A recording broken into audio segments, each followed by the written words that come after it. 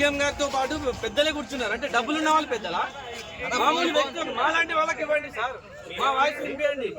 సినీ పరిశ్రమ అంటే ఎవరు సార్? సినీ పరిశ్రమ అంటే 50 నుంచి 100 కోట్లు 150 కోట్లు తీసుకున్న వాళ్ళు మాత్రమే అక్కడ సినీ పరిశ్రమ. సినీ పరిశ్రమలో ఎవరెవరు ఉంటారు సార్?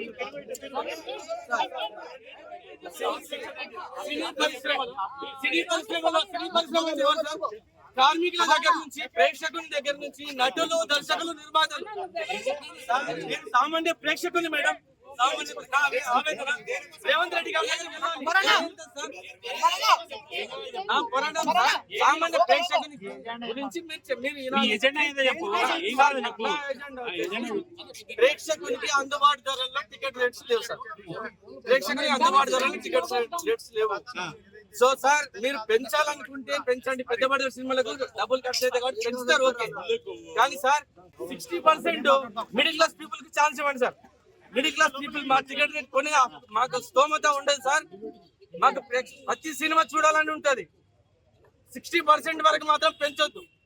అప్పర్ క్లాస్ పెంచుకోండి, నో ప్రాబ్లం. అది 10 days 15 days 20 days మీ ఇష్టం.